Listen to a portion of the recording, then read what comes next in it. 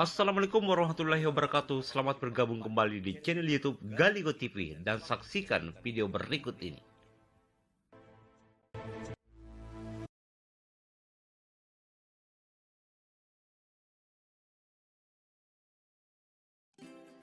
Assalamualaikum warahmatullahi wabarakatuh.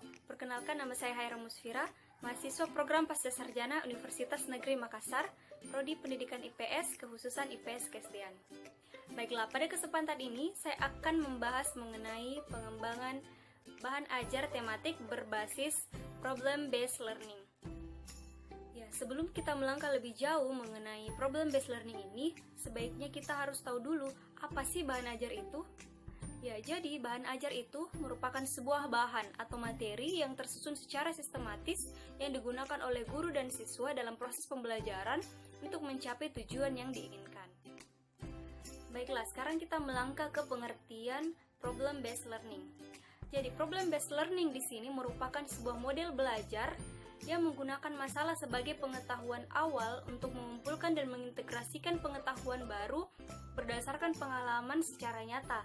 Dengan hal ini, siswa dituntut atau dilatih untuk berpikir kritis dalam mencari solusi dan memecahkan masalahnya sendiri. Selanjutnya, terdapat 6 ciri problem-based learning. Di antaranya yang pertama yaitu kegiatan awal dimulai dengan pemberian masalah. Yang kedua, masalah yang disuguhkan berkaitan dengan kehidupan nyata siswa. Yang ketiga, mengorganisasikan pembahasan seputar masalah. Yang keempat, siswa diberikan tanggung jawab dalam belajar secara langsung. Yang kelima, siswa dibagi dalam beberapa kelompok. Dan yang keenam, siswa mendemonstrasikan hasil yang sudah mereka pelajari. Nah, selanjutnya, terdapat beberapa langkah-langkah pada model pembelajaran problem-based learning ini.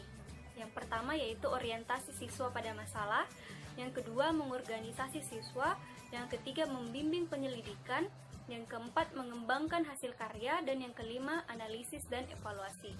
Baiklah, yang pertama yaitu orientasi siswa pada masalah. Pertama, sampaikan pada siswa tentang tujuan pembelajaran yang ingin kita capai. Kemudian, sajikan sebuah masalah yang harus dipecahkan siswa. Masalah digunakan untuk meningkatkan rasa ingin tahu, kemampuan analisis, juga inisiatif siswa. Kemudian yang kedua, mengorganisasi siswa. Setiap anggota dalam kelompok akan menyampaikan informasi yang sudah dimiliki perihal masalah yang ada. Kemudian akan terjadi diskusi yang membahas informasi aktual dan juga informasi yang dimiliki setiap siswa. Nah, disinilah brainstorming dilakukan. Peran guru sebagai pendidik yaitu membantu siswa untuk mengorganisasikan tugas belajar yang relevan dengan masalah yang disajikan. Kemudian yang ketiga, membimbing penyelidikan. Nah, pada tahap ini, guru mendorong siswa dalam mengumpulkan informasi yang relevan, melaksanakan eksperimen hingga mendapat insight untuk pemecahan masalah. Kemudian yang keempat, mengembangkan hasil karya. Pada tahap ini, guru mendorong peserta didik untuk mengumpulkan informasi sebanyak-banyaknya, melaksanakan eksperimen, menciptakan dan membagikan ide mereka sendiri untuk mendapatkan penjelasan dan pencerahan masalah. Kemudian yang kelima, analisis dan evaluasi. Nah, pada tahap ini, guru mengarahkan siswa untuk melakukan refleksi dan evaluasi dalam setiap proses yang dijalankan dalam penyelidikan. Kelompokkan bagian yang sudah dianalisis berkaitannya satu dengan yang lain. Manakah yang paling menunjang, bertentangan, dan lain sebagainya. Yaitulah tadi langkah-langkah model pembelajaran problem-based learning. Nah, selanjutnya saya akan menampilkan contoh penerapan model pembelajaran problem-based learning pada RPP K13 kelas 5, RPP tematik K13. Nah, bisa kita lihat semua penerapan problem-based learning pada RPP sebagai bahan ajar pada proses pembelajaran di kelas. Ini temanya cinta lingkungan yang memuat pembelajaran bahasa Indonesia dan ilmu pengetahuan alam. Ya, kemudian pada kegiatan inti, kita langsung saja pada kegiatan inti, di mana pada kegiatan inti ini, disinilah kita menggunakan problem-based learning. Kita menggunakan tahap-tahapan problem-based learning seperti yang kita telah jelaskan tadi, di mana tahap pertama atau fase pertama yaitu orientase pada siswa. Nah, adapun kegiatannya itu siswa mengamati gambar dan video tentang kerusakan lingkungan pada awal subtema 2 melalui Google Classroom. Bisa menggunakan aplikasi. Kemudian dengan bimbingan guru, siswa membahas tentang berbagai kondisi lingkungan pada gambar dan video yang telah ditampilkan oleh guru. Kemudian guru dapat memberikan beberapa pertanyaan untuk menstimulus keterkaitan siswa tentang topik perubahan lingkungan sesuai dengan temanya cinta lingkungan. Nah, adapun bentuk pertanyaan yang dapat guru berikan kepada siswa yaitu misalnya, apa komentarmu melihat kedua gambar tersebut? Terus gambar mana yang lebih indah dilihat dan lain sebagainya. Nah, selanjutnya kita melangkah ke fase kedua, yaitu mengorganisasi siswa dalam belajar. Nah, di sini guru membagi siswa dalam kelompok. Setiap kelompok terdiri dari 4 atau 5 orang. Nah, kemudian masing-masing kelompok mengerjakan tugasnya seperti yang ada pada petunjuk dalam buku paket. Seperti itu, kira-kira seperti itu. Kemudian pada fase ketiga, membimbing penyelidikan siswa secara mandiri maupun kelompok. Nah, pada tahap ini guru mengkondisikan siswa untuk melakukan percobaan dengan membuat kelompok terdiri dari 4 sampai 5 siswa. Kemudian setiap kelompok melakukan langkah-langkah percobaan berikut.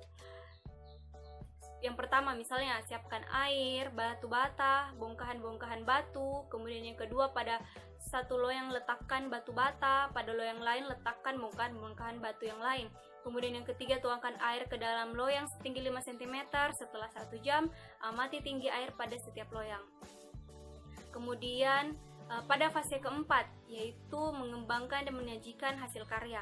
Nah, pada fase ini siswa menuliskan laporan pengalaman hasil kegiatan mereka, lalu memberikannya atau membacakannya di depan kelompok-kelompok lain.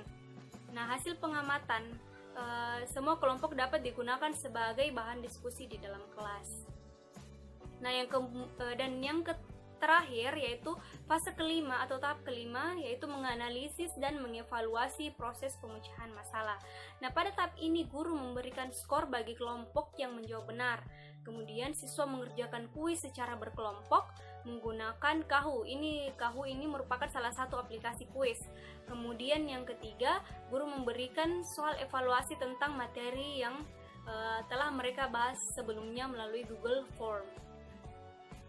Ya, saya kira itu merupakan tahap-tahap dari model pembelajaran based learning ketika diterapkan dalam rancangan pembelajaran, dalam proses pembelajaran di kelas. Oke, selanjutnya pada model pembelajaran problem based learning ini memiliki kelebihan, diantaranya yang pertama, menantang kemampuan siswa untuk menemukan pengetahuan baru. Yang kedua, meningkatkan motivasi dan aktivitas pembelajaran. Yang ketiga, membantu siswa mengembangkan pengetahuan yang baru. Kemudian, mengembangkan kemampuan siswa berpikir kritis. Nah, di samping kelebihan itu, tentunya model pembelajaran problem based learning ini juga memiliki kelemahan, di mana kelemahannya yaitu antara lain waktu yang digunakan dalam model ini cukup lama. Kemudian, kesulitan memecahkan masalah manakala siswa tidak memiliki minat atau kepercayaan bahwa masalah tersebut dapat dipecahkan. Nah, itulah kelebihan dan kekurangan yang dimiliki oleh model pembelajaran PBL ini. Oke, saya rasa itu pembahasan saya mengenai bahan ajar berbasis problem based learning.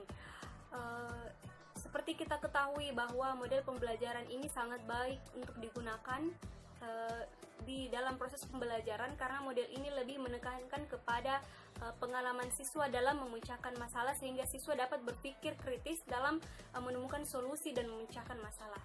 Ya, semoga apa yang telah saya sampaikan hari ini dapat menjadi salah satu referensi untuk kalian menggunakan model PBL dalam proses pembelajaran di kelas.